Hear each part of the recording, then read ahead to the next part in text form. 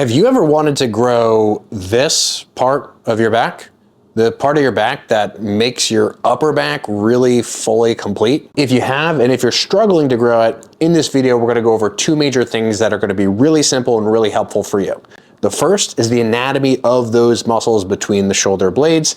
And the second is how to use that understanding of the anatomy of those muscles to figure out how we can actually target and train these muscles in a way that makes sense relative to how they function. So let's jump right into it. Oh, and by the way, when we go over the exercises, I'm going to show you a couple of different options, some of which you've probably seen before, but one of which probably 90% or more of you probably haven't seen or ever done. So stay tuned for that. All right, so really quick, the anatomy. What are the muscles that we need to actually know the names of and the functions of to grow this area? All right, so many of you are probably familiar with at least one of them, the traps. And while the traps have a very broad span of attachments, basically the traps and their major function all collectively is to pull the shoulder blade backward, right? And they all kind of sit again along this spine. They attach to various parts of these shoulder blades, but when the shoulder is pulled forward and we pull them backward, and you can just do this as you're watching the video, right? Put your arms like this and squeeze your shoulder blades back together. You'll feel all that stuff bunch up. Those are your traps basically ending up kissing each other. And that's the most sort of outer layer of this space.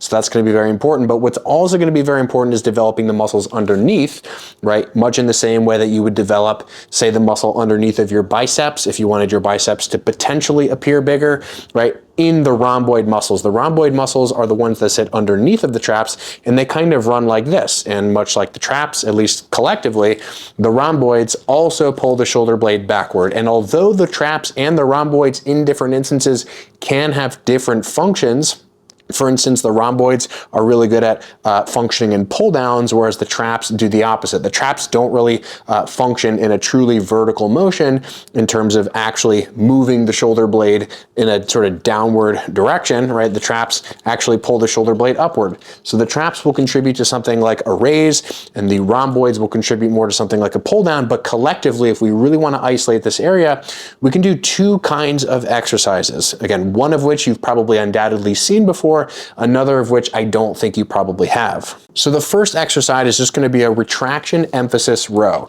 where we're really allowing the shoulder blades to get pulled forward in the stretch position, whether it's with a cable or a dumbbell or a machine. And on the way back, what we're really going to pay attention to is keeping the arm path wide. Why? Well, because when we move the arms closer into the body, that is going to recruit more of the lat tissues. And the lats, as many of you probably are familiar, are all sort of sitting down here, right? These lats are over here on my skeleton, and because they run really narrow to the rib cage, they're going to be the things that pull the arm down tight to the body. So if we really want to bring the emphasis from down here to up here, we want to focus more on, yeah, again, that sort of stretch and allowing those shoulder blades to get pulled forward, almost off of our body forward, right? But then we really want to make sure we keep our posture proud. We're not slumping over and moving the spine in all different directions. We're really just focused on moving the upper arm and the shoulder blade back simultaneously together, again, in that wider position. So again, many of you are probably already familiar with this motion, but what I would highly recommend in terms of a concentration in this motion is on this end range position, right? When you're in this more loaded portion of the range, because when your arms are sort of out here, right, you're leaving this bit of the range pretty unloaded. There's not too much stimulus that's going to occur there. So as you go through the rows, really make sure that you're not skating past this end range of motion. I know a lot of people like to talk about how important the stretch is, and of course it's important, but as is the squeezed and contracted position. Okay, so that's exercise number one. Now, exercise number two is gonna be, again, this exercise many of you have probably not seen before, but conceptually it's gonna make obvious sense to you, which is instead of doing that motion through its full range, in other words, instead of going from, normal row here to normal row here, all you're gonna do is actually just keep your arm straight, or at least relatively straight the whole time. And instead of thinking about pulling with your arm and actually involving muscles like the rear delts, right, to pull the arm backward in this direction in that wider position, what you're gonna instead do is keep the arm relatively static and actually just move through shoulder retraction, right? So all you're really focused on is motion of the shoulder blade up and inward toward the spine like this, and then down and sort of away and forward like this. And this is a really important box to check, in my opinion, one that not many people are checking the box of when it comes to stimulating these muscles, because again, as I mentioned, and many of you know this in your experience, picture a dumbbell row, picture a cable row of most kinds. right? As you pull back, it's really, really hard in this position, but like there's really not much load here and here. And so your traps specifically, and your rhomboids specifically in this more stretched out position are getting really undertrained if you're only doing those cable rows. So what I would recommend instead, and this is my favorite setting to do it on, is some kind of chest supported row where you're really just emphasizing the retraction component. I personally like to allow my arms to bend a little bit as I'm moving the shoulder blade in that backward direction, just more comfortable for me. But play around with it. Play around with doing it on a machine. Play around with maybe doing it on some kind of cable setup or just with a dumbbell and a chest support, right? These are often referred to as Kelso shrugs, I believe, where again, you're basically just concentrated on this retraction-based motion.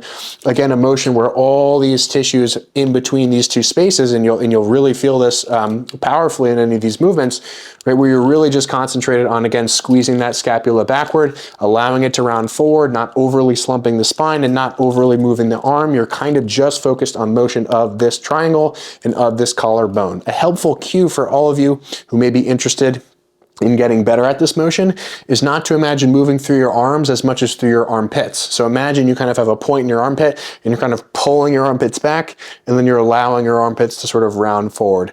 The first time you do this, what you'll recognize is, as compared to any kind of row, and this is probably a bit of an obvious statement, you're going to be able to use a lot more weight, okay? So use more weight for this position. The range of motion is shorter, but again, more weight in this particular context is going to be necessary to really challenge and tap these muscles out in terms of what their potential to contract is. If you enjoyed this video and you want to learn more from me, check out the links in the description. I have an exercise library, a beginner biomechanics course, a member site, and more. So if you enjoy listening to my YouTube videos, you like this content, and you just want to support me, check out the links in the description below, and I'll see you all in the next video.